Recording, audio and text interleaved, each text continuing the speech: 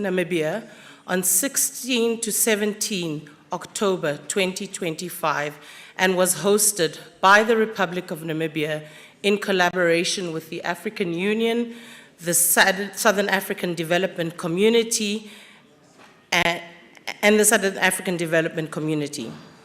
Namibia's leadership was commended for initiating the resolution in 2000, which amplified existing global momentum to acknowledge and realize women's rightful roles in peace and security. In the opening session of the high-level segment, Her Excellency Dr. Netumbo Nandi-Ndaitwah, President of the Republic of Namibia, delivered the keynote address, and the conference was honored by the presence of Her Excellency Ellen Johnson Sirleaf, former President of Liberia, Her Excellency Sahle-Work Zewde, former President of the Federal Democratic Republic of Ethiopia, Her Excellency Catherine Samba-Panza, former Transitional President of the Central African Republic, and Her Excellency Dr. Phumzile Mlambo-Ngcuka, former Deputy President of the Republic of South Africa. Trailblazing African women leaders who were the first to hold the highest and second highest offices in their respective countries.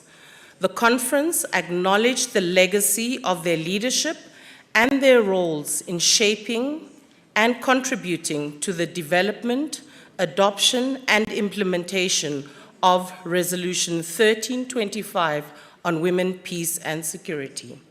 Furthermore, the contributions of women at the grassroots level were recognized as a vital force in inspiring and sustaining the women, peace, and security agenda. The commemoration reflected on the past 25 years while also looking forward and charting a vision for future implementation and the consolidation of gains, closing of existing gaps, and the acceleration of transformative action across all levels of society. High-level participation included the presence of Her Excellency Ana Paula Sacramento Neto, representing His Excellency João Manuel Gonzalez Lorenzo, President of the Republic of Angola and Chair of the African Union, Honorable Ambassador Salma Ashipala Musavi, Minister of International Relations and Trade, Honorable Emma Kantema, Minister of Gender Equality and Child Welfare, Her Excellency Ambassador Liberata Mulamula, the African Union Special Envoy on Women, Peace and Security, Honorable Justice Retired Effie Awor, Co-Chair of FemWise, Dr. Judith Katera, the Deputy Executive Secretary of SADC, the Honorable Charles Muvita, the Deputy Minister of Defense and Veteran Affairs, Honorable Dr. Grace Kayobo, the Secretary General of PAO, representatives of UN Women, Namibian service chiefs, the diplomatic corps, members of parliament, and civil society organizations. The conference underscored that the WPS agenda continued to be relevant and depended on leadership, political will, legacy, and action based on inclusivity. Leadership was defined as commitments to action and accountability. This form of leadership entails efficient resource allocation and investment in institutional capacity, leadership networks, training and capacity building, and peace infrastructure that empower women as decision makers and mediators. The importance of building and connecting peace centers and centers of excellence across Africa was highlighted as a means of strengthening regional cooperation, knowledge sharing, and psychosocial support mechanisms for those affected by conflict. The conference acknowledged that geopolitical tensions continue to threaten the peace and security of women and children, noting their frequent proximity to conflicts.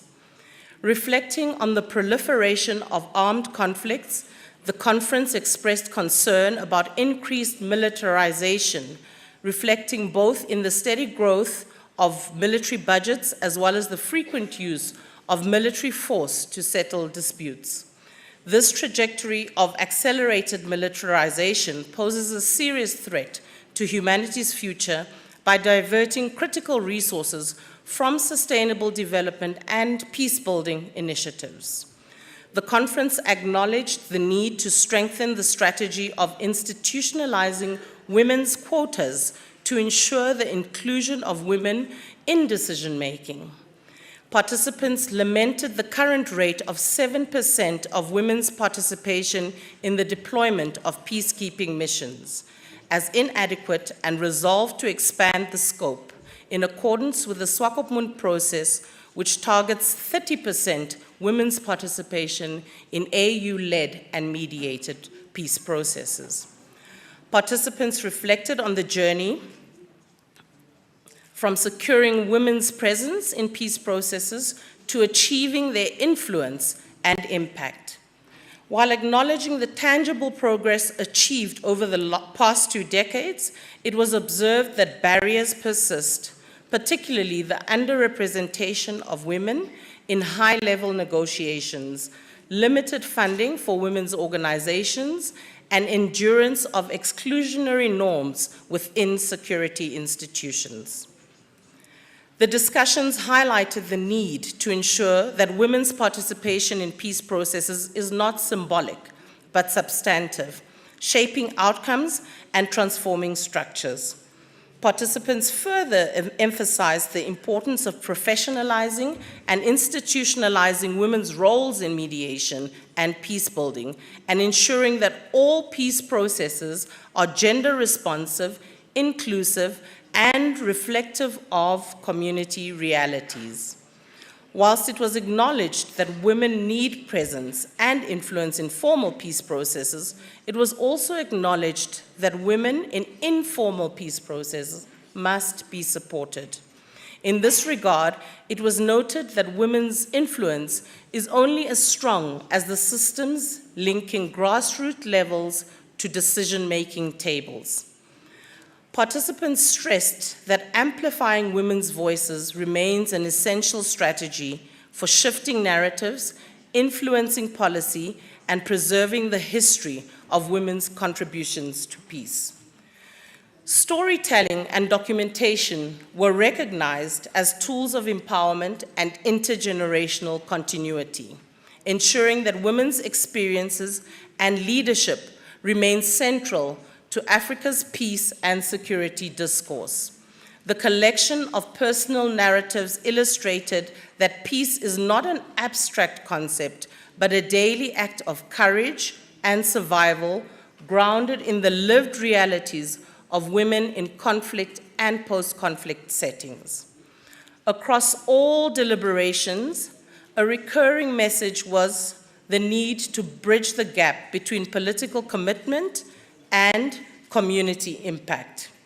Participants reiterated that progress at the policy levels must be mirrored by tangible improvements in the lives of women and girls in conflict-affected areas.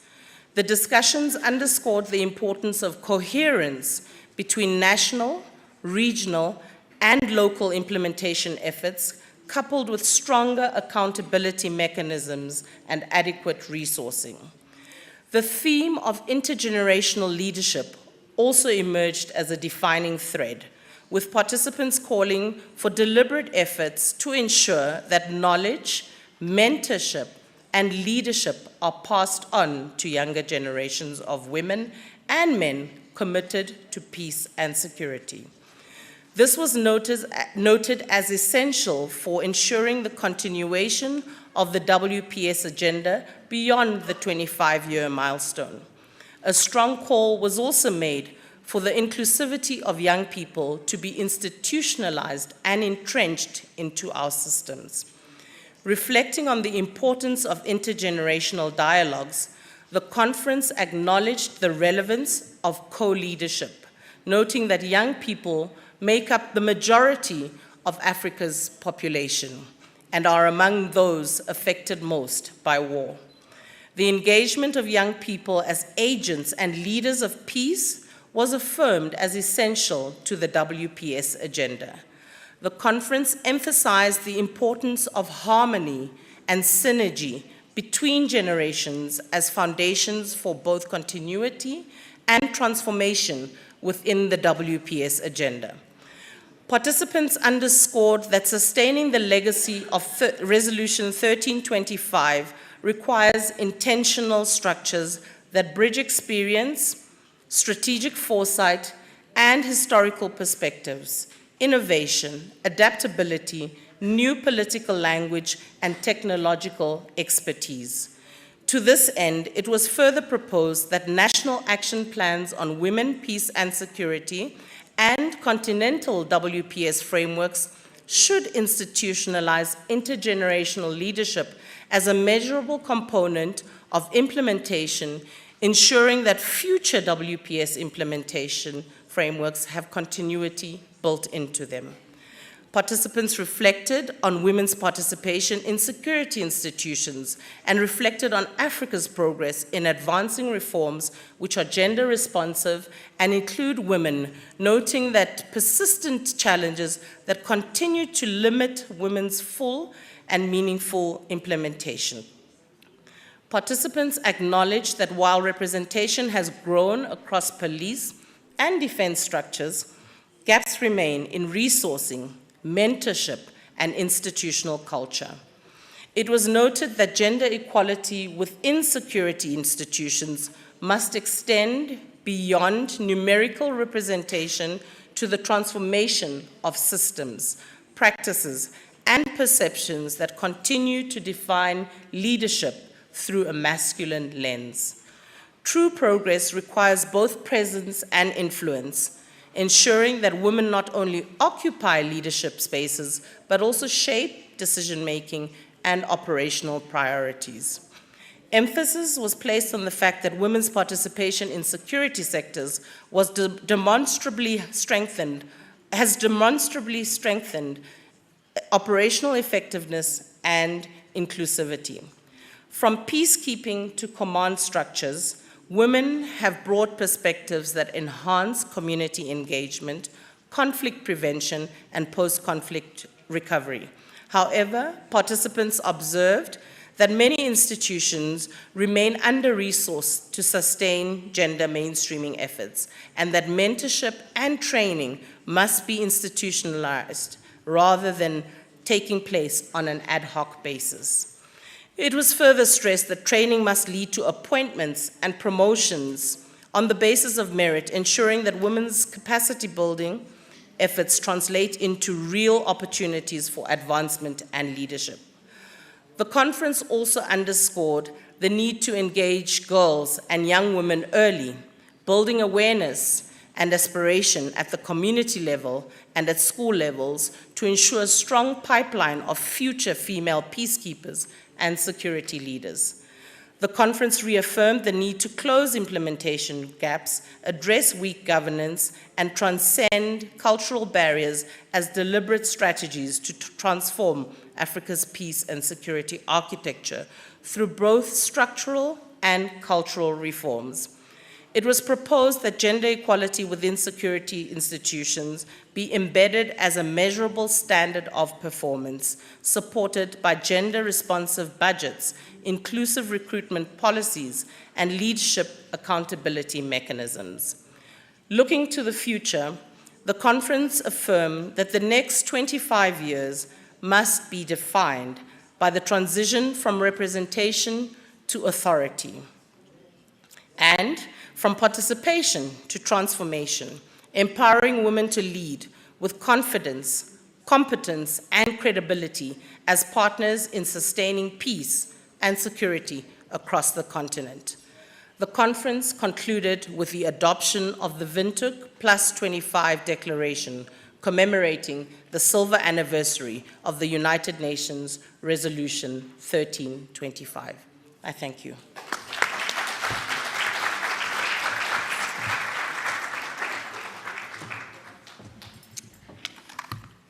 And here we have it again, history making from Namibia to the world, from the South to the world, from Africa to the world, where We have come, we have discussed, we have engaged, we have looked at political dialogue and strategic agenda setting, and we have drawn some conclusions from the conversations and can provide a pathway to proceed with this agenda over the next 25 years, where we will come back to Namibia for the next 25-year celebration. Of course, with a lot more progress we would like to add to this. Let me now call on Dr. Judith Katera, the Deputy Executive Secretary of SADC, to adopt the Windhoek Declaration on behalf of SADC. Your Excellency. I think that deserves a round of applause, and so does the declaration that we have just heard. Thank you very much. It's afternoon now. Good afternoon. Yeah. A very good afternoon to you all. Your Excellencies, I salute you. Thank you very much for continuing to be with us to this very hour. You are deeply appreciated. I salute you. The Windhoek plus 25 Declaration. 25 years of 1325, honoring the legacy, advancing the women, peace and security agenda. Preamble. We, the participants, gathered on 16 to 17 October 2025 in Windhoek, Republic of Namibia, on the occasion of the silver anniversary of the United Nations Security Council Resolution 1325 on Women, Peace and Security, WPS, guided by the Beijing Platform of Action, African Union's vision of a peaceful, prosperous, and gender-equal continent, and the SADC Regional Strategy on Women, Peace and Security, recalling that in October 2000, Namibia presided over the United Nations Security Council when Resolution 1325 was unanimously adopted, made possible by the collective leadership of like-minded nations and the tireless advocacy of women at the grassroots level, and the civil society organizations whose struggles and courage inspired the birth of the resolution. Recognizing that this milestone represented a historic turning point in global peace and security, affirming that sustainable peace cannot be achieved without the full, equal, and meaningful participation of women at all levels of decision-making, honoring the leadership demonstrated at the highest political intergovernmental levels, as well as the steadfast commitment of civil society, grassroots organizations, and community peace builders, acknowledge that peace processes which meaningfully include women are more inclusive, integral, enduring, and likely to last longer, and that their participation transforms the quality and sustainability of peace. Recognizing further the committed work of civil society and community-based actors who have upheld the principles of Resolution 1325 when conflicts have persisted, affirming that the legacy of Resolution 1325 belongs to all political leaders, women mediators who brokered peace, peacekeepers, and security actors who safeguarded it, grassroots and youth leaders who continue to nurture it in their communities, together upholding the 4 pillars of the WPS agenda, namely prevention, protection, participation, and relief and recovery. Recognizing that the proliferation and illicit trafficking of small arms and light weapons, SALW, undermines the Women, Peace and Security WPS agenda by exacerbating violence, including conflict-related sexual violence, and hindering women's full participation in peace building. Acknowledging that the progress achieved over the past 25 years has been made possible through strong collaboration among member states, regional economic communities, the African Union, the United Nations, civil society, academia, and development partners. Further acknowledging that more needs to be done to sustain the momentum, bridge persistent gaps, and ensure that efforts are bold and committed in both design and implementation. Concerned about the increased number of displacement and trafficking of women and girls. We therefore reaffirm our unwavering commitment to the full, equal, and meaningful participation of women in all dimensions of peace, security, and governance across Africa. Recognize that representation must evolve into influence, ensuring that women's presence in decision-making translates into transformative impact and accountability. Reaffirm the critical contributions of women in the security sector, whose service and leadership are integral to the prevention of conflict and the protection of peace. Emphasize the intergenerational imperative of the WPS agenda by engaging young women and men as co-architects of the next 25 years of peace and security. Acknowledge that achieving gender equality in peace and security is not aspirational but foundational to democratic governance and lasting peace.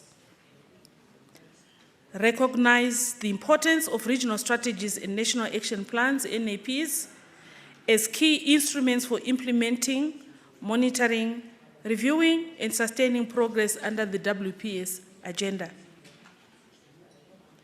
Recognize further the need to strengthen and review the African Union Continental Results Framework for monitoring, evaluation, and reporting on the implementation of the WPS agenda.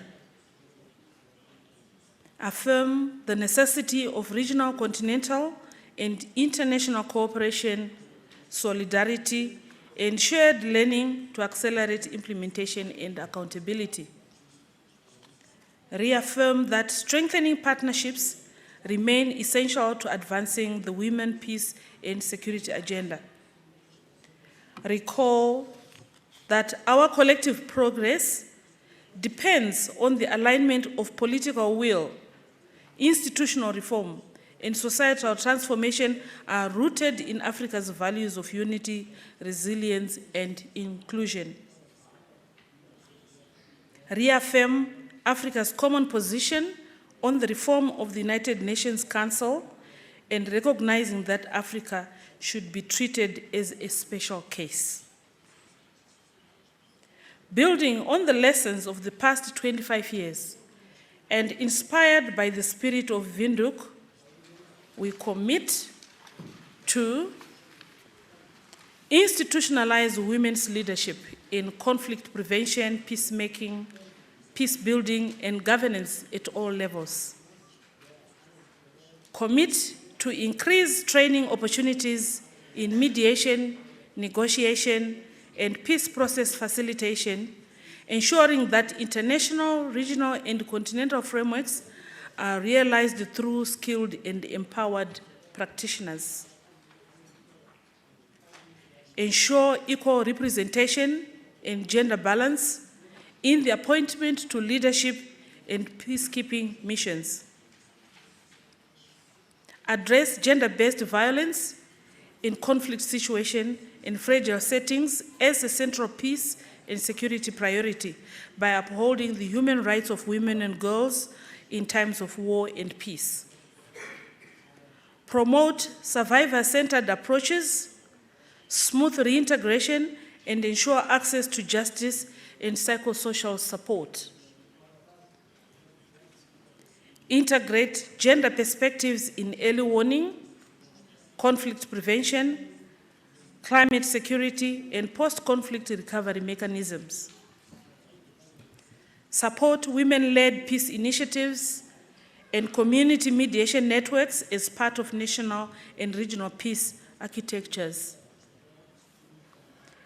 Promote strong linkage system between women at grassroots level and decision-making platforms. Strengthen the involvement of young women, men, and girls, including the boy child in peace and security initiatives, and empower them to take up leadership roles while recognizing them as crucial agents of change and a source of resilience and innovation. Promote constructive partnerships among governments, regional organizations, and diverse societal actors, recognizing the complementary roles of all stakeholders in advancing the WPS agenda. Ensure predictable and sustainable financing for implementing the Women, Peace and Security agenda, including gender-responsive budgeting at national and regional levels. Also ensure the strengthening of the capacity of the AUC Chairperson's Office of the Special Envoy on Women, Peace and Security through dedicated budget and predictable funding. Strengthen regional cooperation and coordination to promote training exchanges, knowledge sharing, and technical assistance among African states and institutions. Address the root causes of conflict by promoting inclusive governance to ensure sustainable development. Establish mechanisms to ensure that atrocities endured by women during conflict are adequately acknowledged, addressed, or redressed in post-conflict frameworks. Develop gender-sensitive arms control and disarmament policies that integrate women's experiences and ensure their full, equal, and meaningful participation in decision-making related to arms control and disarmament.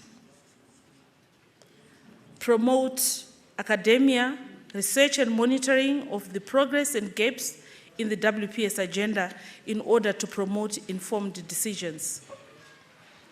Ensure full and unwavering commitment at the highest political level across Africa to champion and sustain the Women, Peace and Security agenda.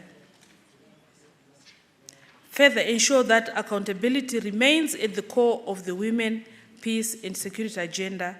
Therefore, commitments made under Resolution 1325 and subsequent frameworks must translate into tangible results that improve the lives of women and girls affected by conflict. Call to action, securing the next 25 years. We call upon all member states, international, regional, and continental institutions, civil society, and partners to renew the spirit of the WPS agenda, transforming legacy into leverage for the next generation of peace and equality.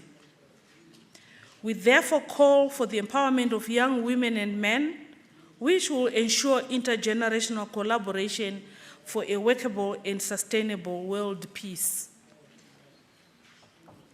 We urge all actors to sustain and strengthen women's leadership as mediators, peace builders, security professionals, and policymakers across every sphere of African life. We further reaffirm that the next 25 years must consolidate Africa's leadership in implementing UNSCR 1325 expanding the Women, Peace and Security agenda to address emerging challenges, including climate change, technology, and displacement, ensuring peace that is inclusive, just, and lasting. Adoption.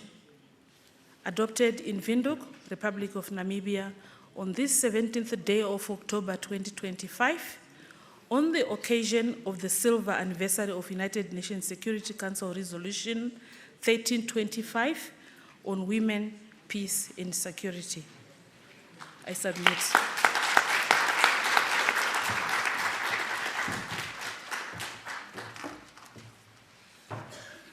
Thank you so much, Your Excellency. A recommitment to the agenda. That is what we're hearing, calling for a recommitment to the agenda, intergenerational dialogue, action, leadership, and reaffirming the next 25 years and consolidating the importance of our collective action and leadership in this space. I think we need to give ourselves a hearty round of applause for this great work that we have achieved. But as they say, when we have adopted declarations, the hard work begins after. And so the pathways has been established and called, and now it's our turn to return and redouble our efforts to achieve this vision that we want.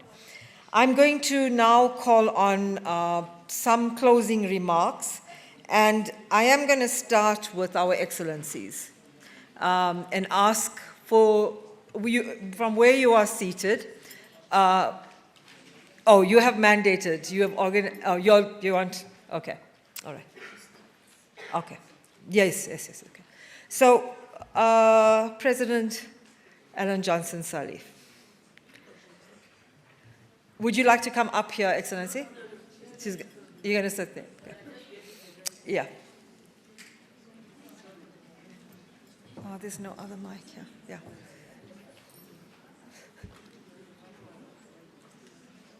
You're going up. You're going to stay there.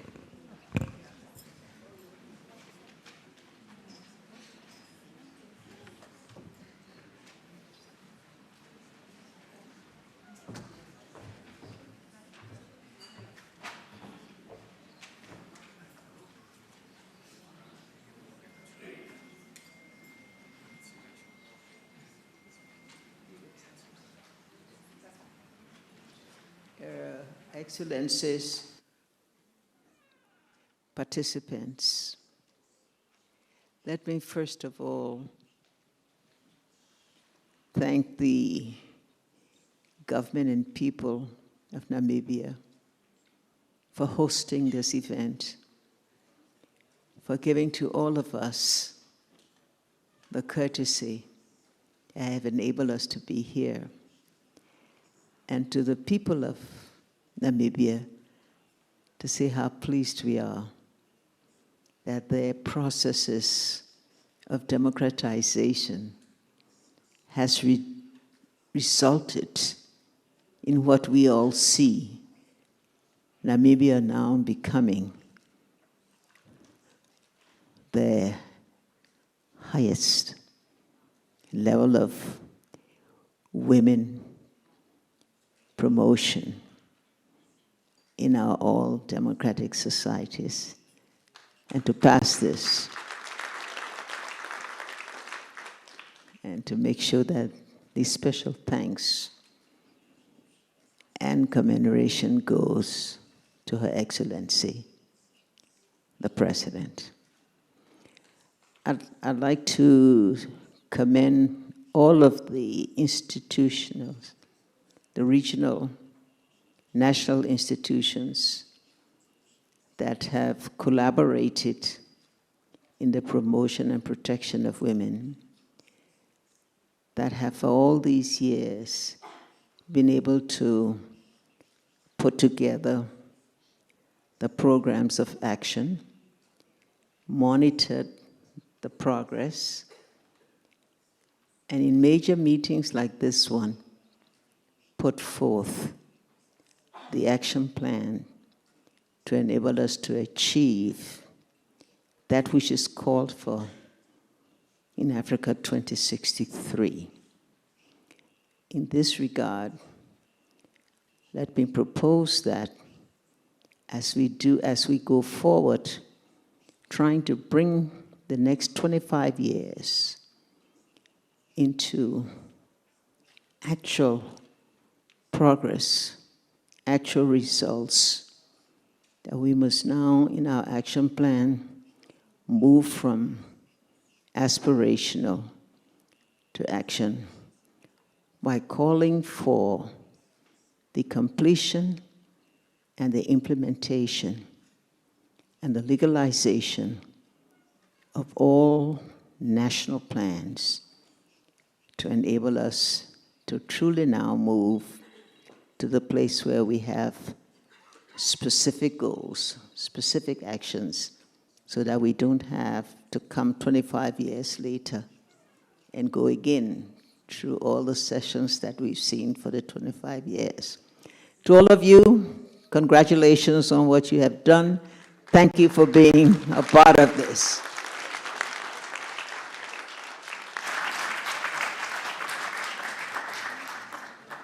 Thank you so much, Excellency. I am going to ask our two former presidents to also give us some reflections. You're going to say something? Yeah, yeah. Yes, I will. Thank you, Pravina. It's difficult to speak after President Sirleaf, Her Excellency, the giant figure that we have in Africa defending this cause. But let me add a few things, or sometimes repeating. I think I've been very much fascinated by this meeting because I have been able to see many amazing, solid young African women. It's truly another generation. I'm not going to compare it with mine, where we were asked not to speak, not to talk, but we have come very far.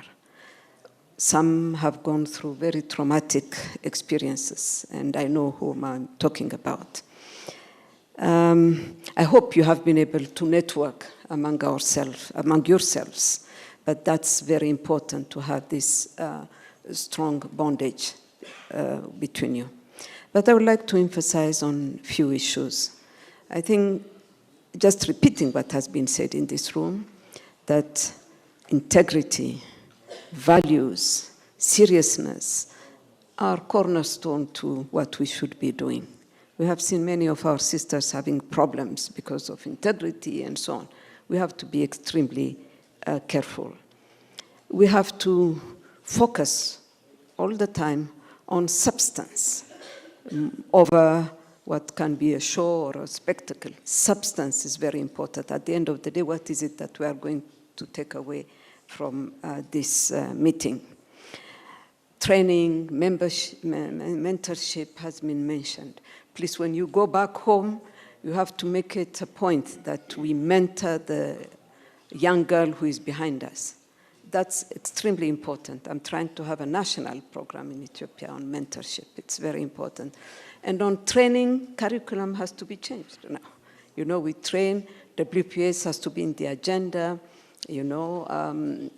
other issues, protocol issues, how do we behave? We're shaping the leaders for tomorrow. Simplify processes. And I think I can talk about it because I'm a diplomat. All my career has been in diplomacy. We lose much time on protocol issues. The list of every speaker has to mention who is in the room, recognizing. We don't even have to say on protocol observed. We go to the substance. I'm giving the floor. I say, thank you very much. This is the point that I want to raise. Because we lose. And you will see the time we will gain over that, I hope we will organize in our respective countries similar meetings, but I will conclude by congratulating Namibia, Once again, you have made history. This is a very good celebration, but a call to action over celebration. That's very important. You lead the way, and with all these amazing women that we have, I'm sure we will succeed. And as President Sirleaf has said, 25 years from now, it will be another world. Thank you very much.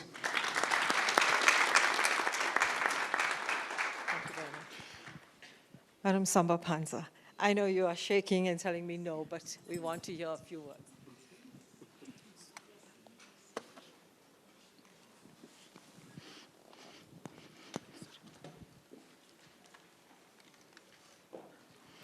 Merci beaucoup, Pravina. Mais mes deux sœurs aînées ont dit ce que je devais dire. Je ne vais pas Supposed répéter. to say, I will not repeat what they've already said, apart reiterating my joy to have taken part to this gathering in Namibia. When the president was elected, I was invited to come at her swearing. I was not able to come, and I deeply regretted it. So I had this opportunity to come and participate to this commemoration, and God's willing, I was able to catch up what I was not able to do previously. Thank you. Thank you to everyone to have taken part. You have come from very far. My sister have said recently what we have gone through before arriving here. I fell at the airport of Johannesburg. That's why you can notice that when I go up the stairs, I have to be held. So, but I tell myself, what can we not do for peace and security? We are ready to take risks for that. And coming here, I forgot all the pain that I had when I fell, and I spent a few days, and I spent a few wonderful days. So thank you for the warm welcome. Thank you to have allowed us to meet young men and pioneers. Thank you very much. Thank you, Your Excellency Samba Panza, and thank you very much to our women leaders, the giants whose shoulders we stand on, but for the fact that you continue to show up for the agenda and you are with us. And we appreciate it. My Ellen Johnson Sirleaf, to stay throughout the event with us as well. We appreciate you, and to travel all the way to the region for this. We appreciate you immensely. In South Africa, we always say, Batinta Bafazi, Batinta Mbogoto. You strike a woman, you strike a stone. And it's been our rallying call for mobilizing and organizing ourselves. So right here, there are many Mbogotos, many stones, many rocks in the room. And that's how we take it forward. I would like now to call on the representative of UN Women to deliver the message from UN Women. It's Letty Chiwara, and Letty also doesn't need an introduction to this room. She has been at the African Union with UN Women for many years and walked this path with us. And Letty is now the country representative of Malawi, and she will give us the message on behalf of UN Women. Thank you so much, Letty.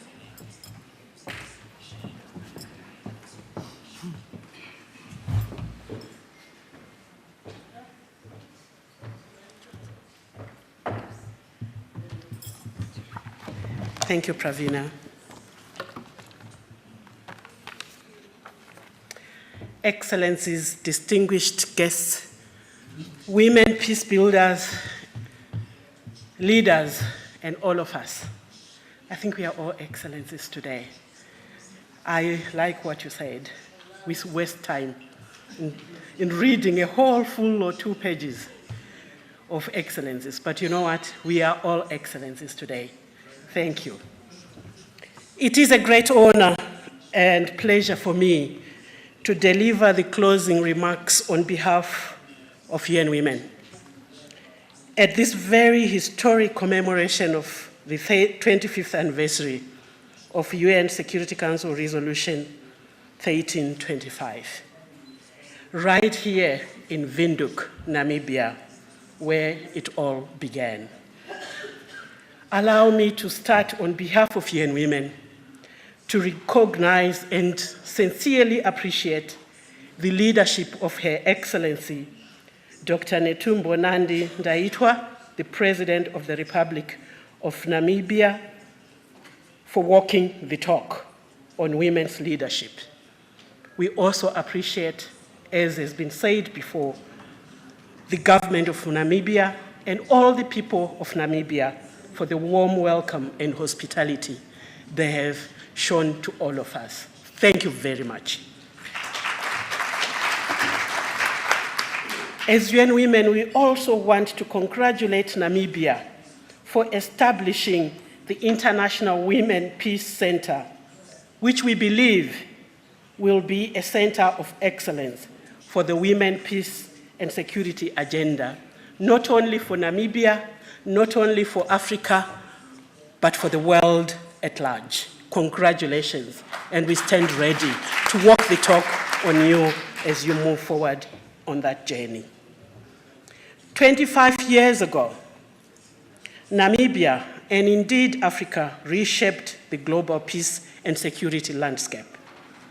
Resolution 1325 was born out of a shared conviction that peace is more sustainable, security more enduring, and recovery more complete when women actively lead and participate in decision-making at all levels. It was African women who championed this vision, insisting that women's voices, leadership, and experience be placed at the heart of the peace processes.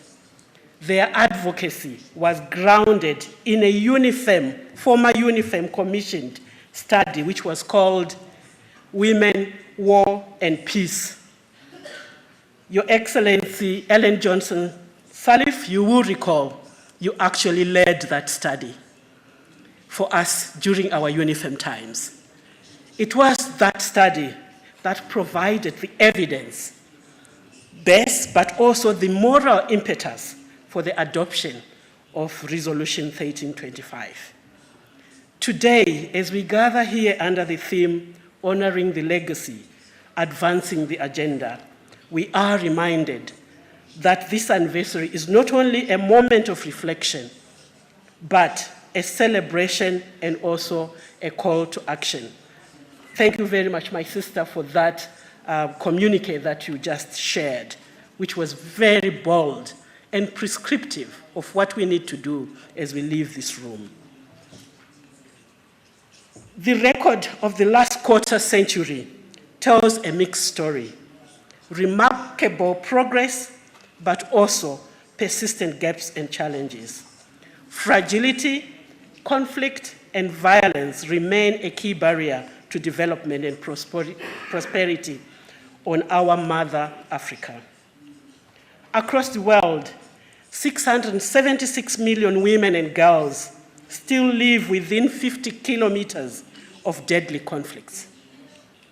Rising militarization, shrinking civic space, and underinvestment in gender equality continue to threaten our shared vision and gains.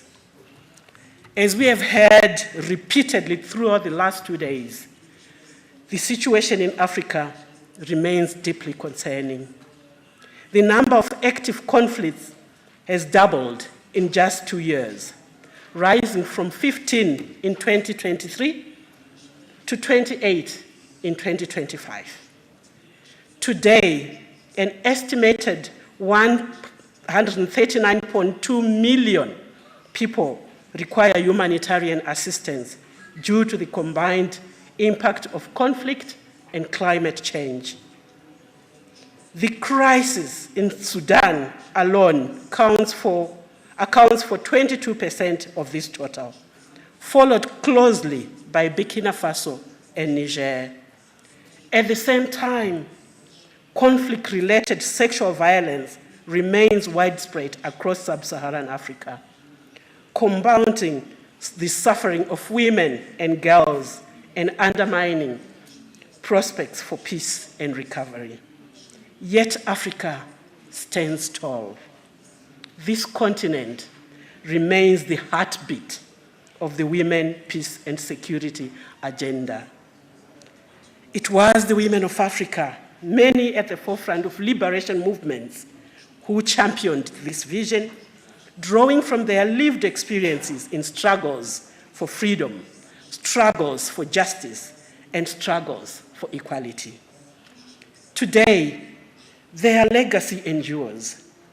Africa offers a conducive policy environment for advancing the WPS agenda, with over 2/3 of member states having adopted national action plans and robust regional frameworks in place. We heard of the SADC frameworks earlier on yesterday. Women's networks and coalitions such as FemWise and AULIN continue to carry this vision forward, fostering solidarity, peer learning, and collective action among women peace builders across the continent. These 2 days have reaffirmed Africa's leadership, from visionary reflections of our former heads of states to the intergenerational dialogues between seasoned mediators and leaders and emerging youth peace builders. We have seen that the women of Africa are driving the WPS, from those mediating in Sudan, those leading community stabilization in Eastern DRC, to those integrating refugees in Uganda, or protecting civilians in Mozambique and South Sudan. In the Sahel, women's dialogue platforms have prevented violence before it escalated, proving that women are not only peace builders, but they also play a critical role in the prevention agenda, which is very key.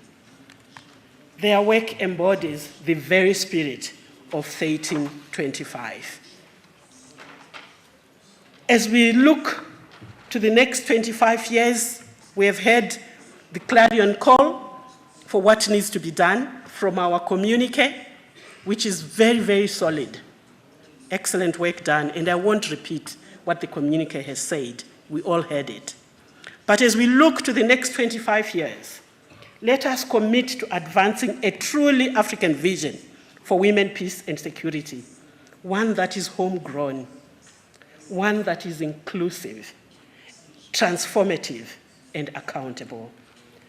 The Windhoek +25 declaration we've just adopted a few minutes ago must serve as our collective roadmap, complementing the AU's Agenda 2063 and indeed the Silencing the Guns initiative and the Beijing +30 action agenda.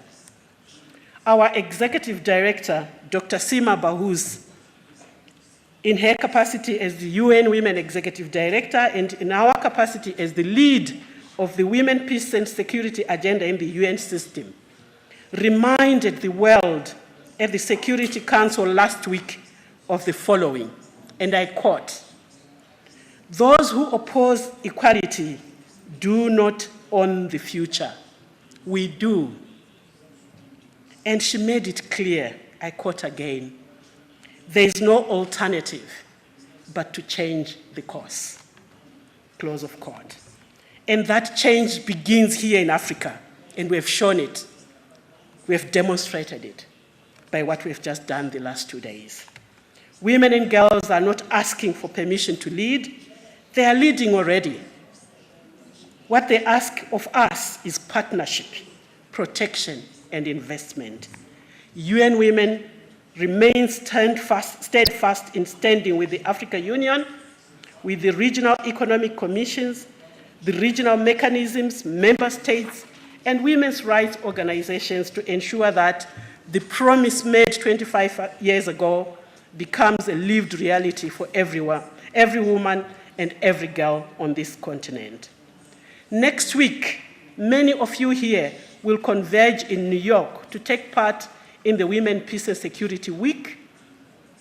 And we would like for you to take the opportunity to take the key messages from our Windhoek +25 declaration to the global conversation and showcase the brilliant work that has been done by the women and girls of Africa and what we came up with here in the last 2 days. As I conclude, if there's one thing you can take away from this long statement, I just ask you to take this short sentence with you. Because when women lead, peace follows. I thank you for your attention.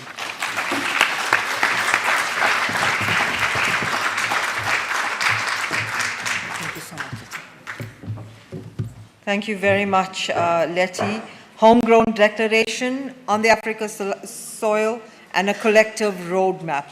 There can be no alternative but to change the course that we have ahead of us. And we have set that path for ourselves today and forward. I would like to now call on Ambassador Mula Mula as the Special Envoy on Women, Peace and Security, and on behalf of the AU Commission. Ambassador.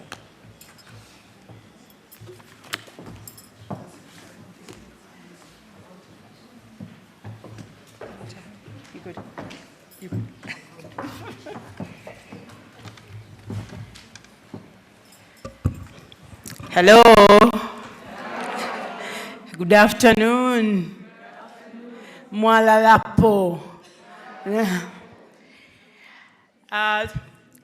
Thank you. I want to thank our dear sister, Honorable Minister Selma, for allowing me to use this occasion at the closing of our very successful commemoration event to deliver the statement of the chairperson of the African Union, His Excellency Mahmoud Ali Yusuf.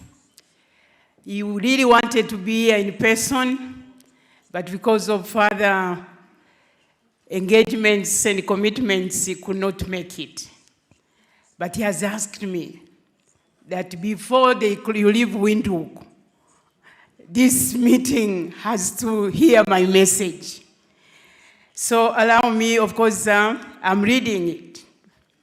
And he was not here to hear what Her Excellency Madam Sally Work said, that we should dispense with the presentaries. So because I'm reading it, I will just read as it is.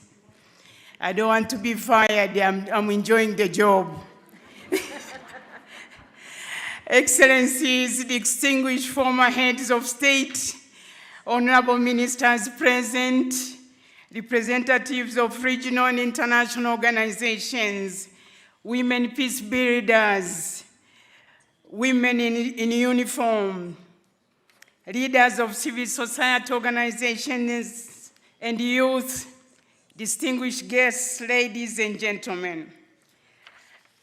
Allow me, first of all, to express our deepest gratitude to the government and brotherly people of Namibia for the warm hospitality and all the arrangements made to ensure the optimal success of this commemoration of the silver anniversary of the United Nations Resolution 1325.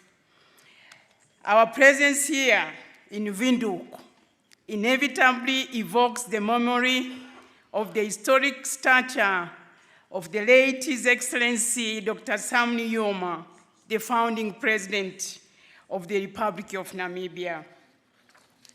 Today, Namibia, in what feels like a resound echo of that very resolution, has entrusted this national destiny to our sister, Her Excellency Netumbo Nandi-Ndaitwah, President of the Republic, a proof that gender equality has moved beyond rhetoric to become a tangible political reality at the highest level. Namibia illustrates the magic of Resolution 1325, namely the power of belief in a principle, in oneself, and in the ability to translate vision into concrete action. It is a clear sign that the spirit of Windhoek is still alive, not only in resolutions, but in policies, in frameworks, and the actual implementation. As a proud parent of 6 daughters, this agenda is not just a political priority. It is a deeply personal mission. I want to see an Africa where every girl grows up without fear, confident in her ability to dream, to lead, and to shape the future that she defines, driven by hard work, grounded in strong ethics. This is also the vision of the African Union. The African Union remains fully committed to ensuring that Resolution 1325 is not merely commemorated, but is actively implemented in policy, in practice, and in the daily lives of women and girls across the continent. Africa has made significant progress in the 25 years since Resolution 1325 was adopted. 1, that 4 African Union member states have adopted the National Action Plans, what you call NAPs. 2, 6 regional economic communities have developed their regional action plans. And 3, across the continent, networks of women like Aulin, FemWise, and grassroots peace builders have taken the lead in mediation, dialogue, and reconstruction, often in the most fragile and complex contexts. These women have not waited for peace to be handed to them. They have built it with their own hands, with their voices, with determination and courage. However, these advances must not concede the challenges that remain. Women are still underrepresented in official peace processes. New threats from climate change to digital extremism to militarized violence disproportionately affect women and girls. And despite their essential contributions, women-led peace-building efforts remain underfunded, and women are still excluded from formal structures. Since the launch of the Swakopmund process in March 2024, we have seen encouraging developments. 1, the Peace and Security Council has committed to a 30% quota for women participation in Africa-led peace processes. 2, we have seen the panel of the wise has achieved gender parity. So these are important steps, yet we still lack reliable data confirming that all AU-led mediations meet these benchmarks. Too many women remain marginalized, and even when present, their participation is not always meaningful. Let us today committing ourselves to closing this gap not only by setting quotas, but by enforcing them, measuring them, and ensuring that women are fully involved in shaping peace. So from this symbolic place of Resolution 1325, I issue a continental call to action. 1, I call on the need for amplifying the voices of African women from grassroots communities to decision-making tables. 2, finance women's leadership not as a symbolic gesture, but as a strategic necessity for sustainable peace. And 3, strengthen our institutions, build accountability mechanisms, and ensure monitoring, measurement, and fulfillment of every commitment made. Excellencies, dear participants, we are not here simply to commemorate a date. We are here to ignite a movement that began in Namibia and continues today because of your leadership, your advocacy, and your determination. I express our deep gratitude to all our partners who continue to work with us through this journey, from regional organizations and member states to civil society networks and our international allies. Your steadfast support through technical expertise, advocacy, funding, and political commitment has been instrumental in helping us translate the promises of the Women, Peace and Security Agenda and into tangible results. Excellencies, dear participants, before I conclude, allow me to pay a heartfelt tribute to the outgoing African Union Special Envoy on Women, Peace and Security, Madam Bineta Diop, whose unwavering commitment, tireless advocacy, and principled leadership have been nothing short of transformative.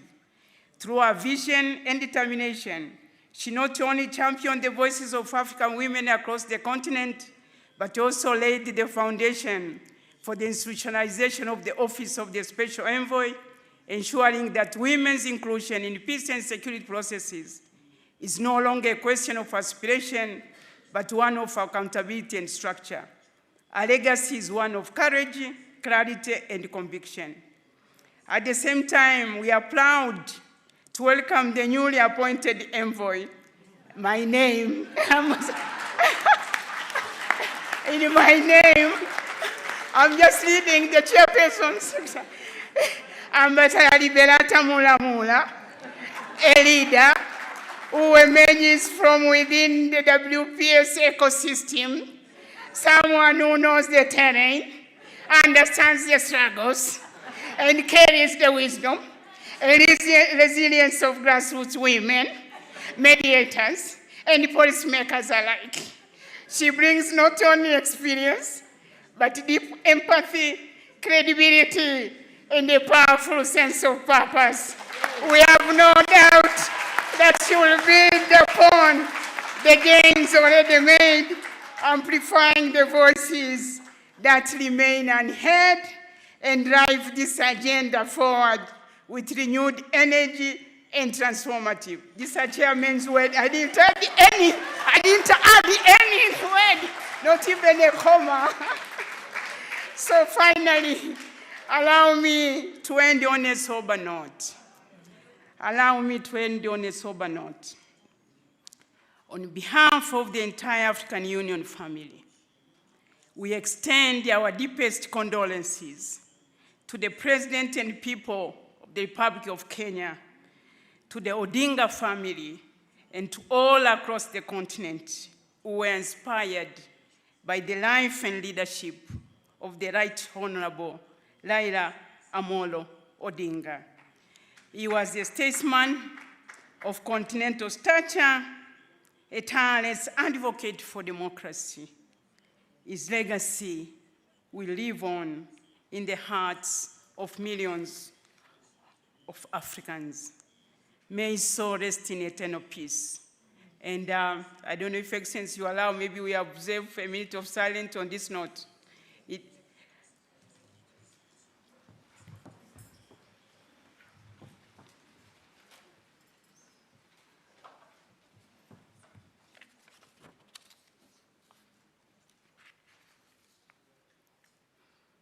I thank you. I thank you.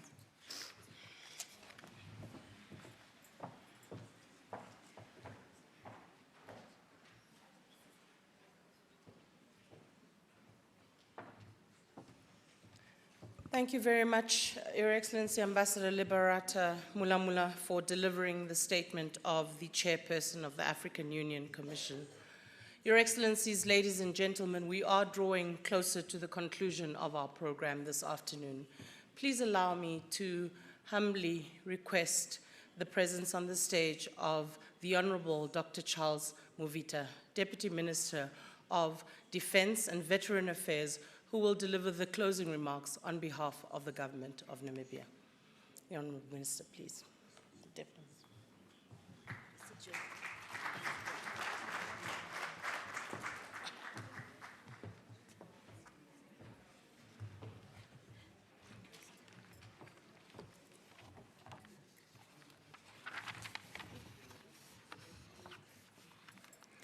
I'm not making any statement by lifting up these microphones, lest I'll be accused of misbehaving.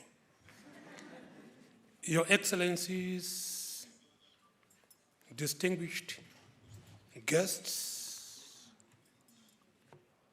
esteemed participants, ladies and gentlemen,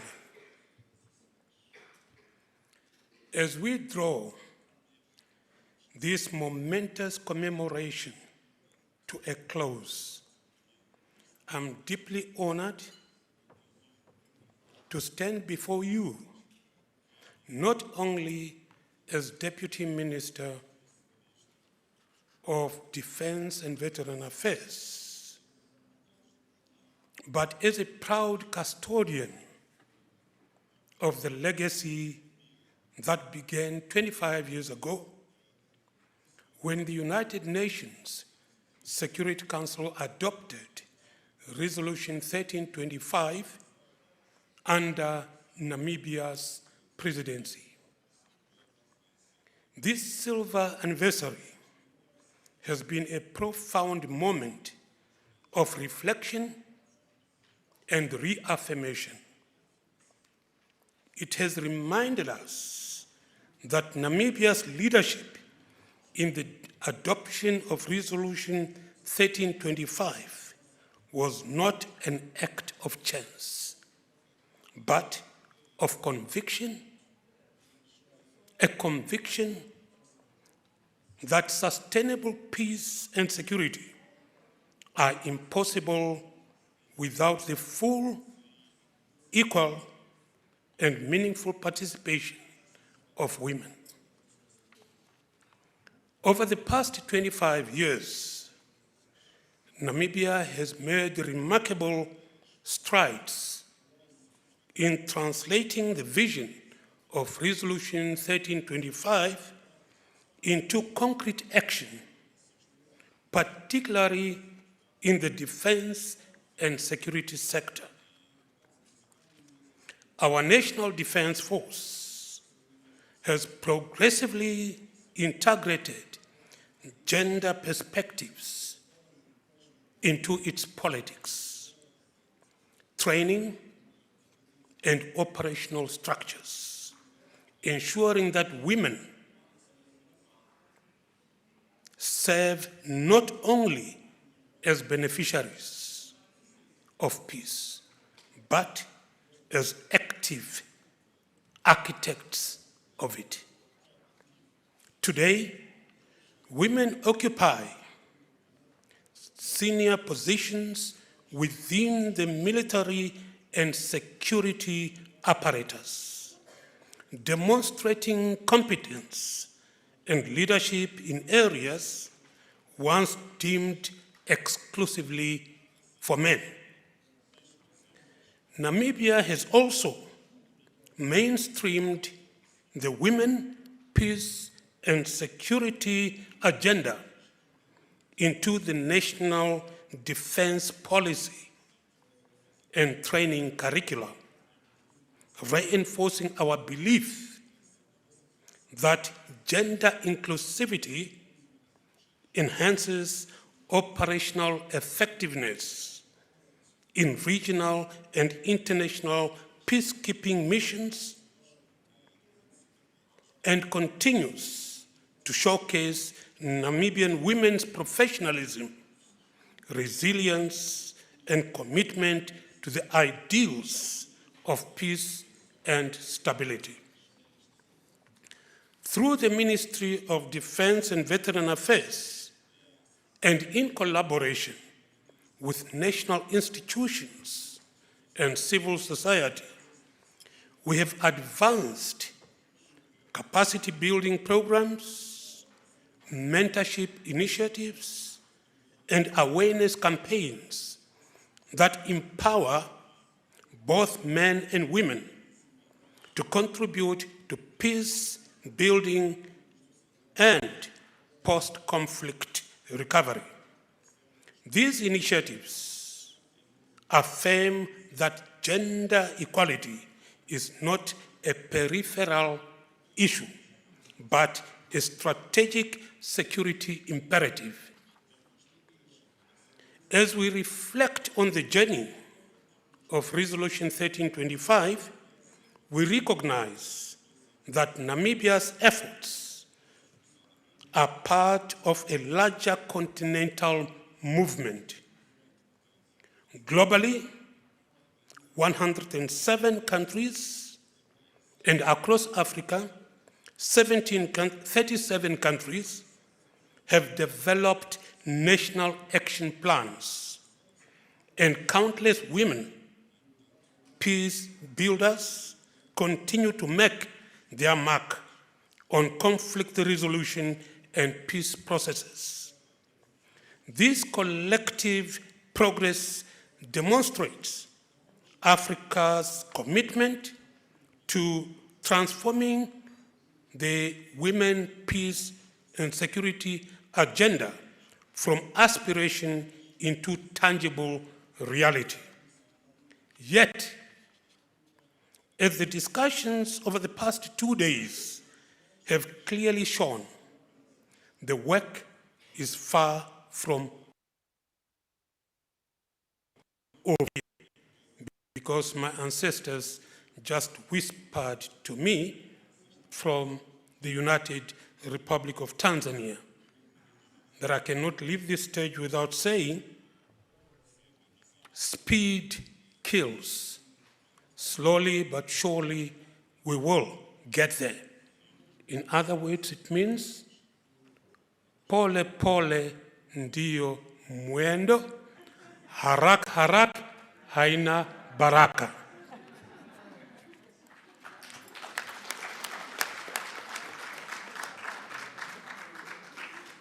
New and emerging threats ranging from militarized conflicts to climate insecurity, digital warfare, and extremism demand that we renew our strength and strengthen collaboration, including we must also be wary of the grave threats that peacekeepers, including women, face in their daily duties. They have become the primary targets of conflicting parties, resulting in peacekeepers' fatalities, abductions, torture, and sexual violations in the part of women. The amount of disinformation and misinformation targeting peacekeeping missions affect negatively the confidence of the general public, resulting in them antagonizing peacekeepers, particularly women. The next 25 years must therefore be about innovation, inclusivity, and sustainability. The training of women, resulting in the deployment of ill-prepared women on peacekeeping missions, must be improved to capacitate them in meaningfully contributing to preventing sexual exploitation and violence against women in peacekeeping missions. The protection of women peacekeepers is also of paramount importance, as they remain mothers and multipliers of new generations. Namibia stands ready to continue leading by example, promoting gender-responsive defense reforms, advancing regional cooperation through SADC and the African Union, and investing in the empowerment of young women who will carry the women, peace, and security torch forward. In closing, allow me to express my deepest appreciation to our partners, the African Union Commission, the SADC Secretariat, our international and national collaborators, and all participants for your commitment, insight, and inspiration. Together, we have not only honored the legacy of Resolution 1325, we have reaffirmed Africa's vision for peace, led by women, secured by inclusion, and sustained by justice. Let us leave this gathering with a renewed determination to turn words into action and commitments into enduring change. Peace and security is not only the absence of war and conflict, it is the absence of poverty, the absence of hunger, the absence of ignorance, the absence of degradation, the absence of gender-based violence and abuse. Peace and security is the presence of inclusivity. It is the presence of unity. It is the presence, above all, of women empowerment and placing women at the forefront of leadership in all sectors of life. Finally, I will not say in conclusion, but finally, merci beaucoup, muito obrigado, asanteni sana, amasekenala, thank you.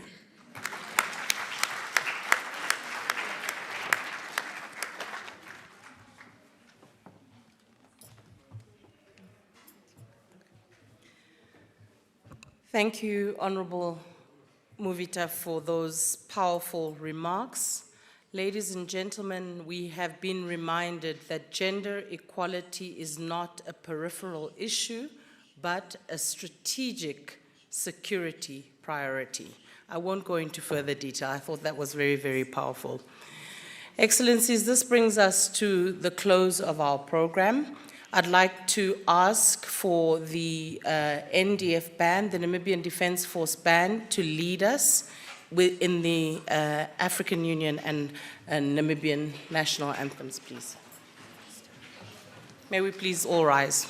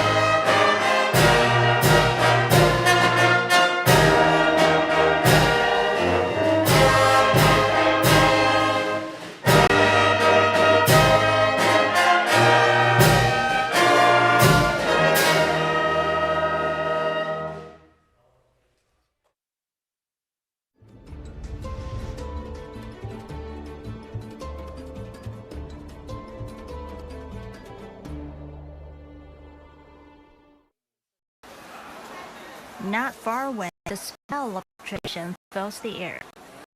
At this fragrant store, incense culture from hundreds of years old inspires contemporary aromatics, with tea as the dominant note. China incense peak during the Song Dynasty, combining ancient and modern techniques to create fragrances that people today can enjoy. I believe your presence in the alley represents the living heritage of Chinese culture. The revised statue